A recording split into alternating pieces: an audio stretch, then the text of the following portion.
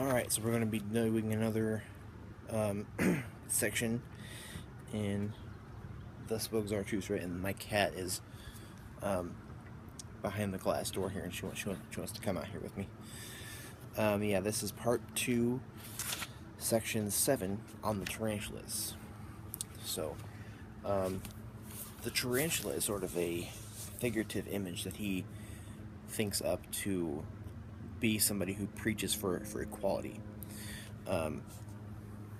And Nietzsche is, you know how a lot of people do preach about the equality of man, and that's almost like a contradiction, because I mean, to preach about the equality of man is to try to make everybody the same, and that's wrong, for one thing. And also, to preach the equality of man is to try to go against the overman, because the overman is different from man. So I can see where he would kind of go against the whole idea of equality. So he says, revenge sits in your soul. So he talks about the tarantula as somebody who has revenge. Revenge sits in your soul. Wherever you bite, black scabs grow. Your poison makes the soul whirl with revenge. Thus I speak to you in a parable, you who make souls whirl, you preachers of equality. To me you are tarantulas and secretly vengeful, but I shall bring your secrets to light. Therefore I laugh in your faces with my laughter of the heights. So revenge has to do with this idea of equality. In that when the tarantula bites you, you whirl with revenge in your soul. So that kind of says something about the human existence itself. For that man may be delivered from revenge. That is for me the bridge to the highest hope, and a rainbow after long storms. All right. What justice means to us is precisely that the world be filled with storms of our revenge. Thus speak to each other. We shall wreak vengeance and abuse on all whose equals we are not. So that vengeance has to do with those who are not equal to us. So it's kind of interesting, because let me just kind of talk about this whole idea of this vengeance, or this revenge that kind of builds up in you when the preachers of equality, or the tarantulas, bite you.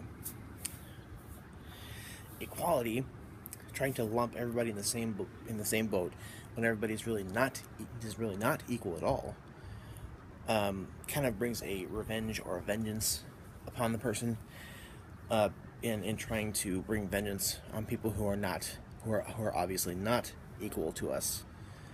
And it sort of creates an unnecessary vengeance and an unnecessarily malice towards one another, when we all could be we could all be in sort of a authenticity, and realizing that we are all not equal, and that we could be happy as all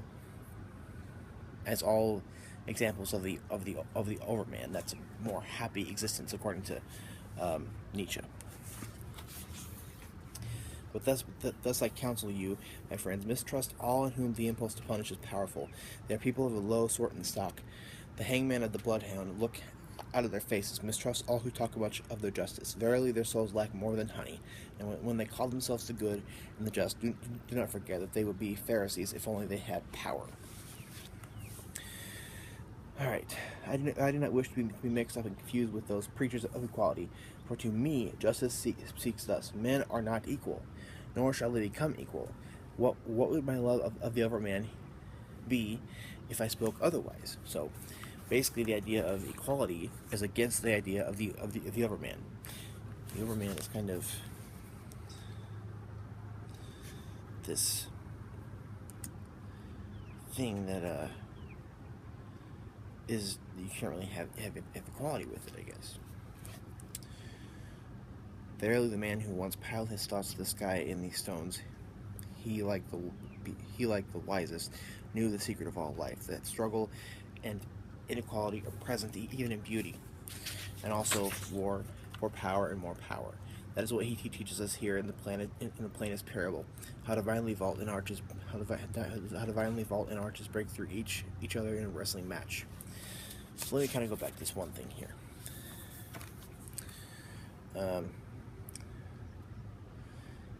He knows the secret of all life, that struggle and inequality are present even in beauty. So that's kind of a main thing. Let me know if you have butchered this or messed this up, and give me any of your thoughts in the comments below. And thank you.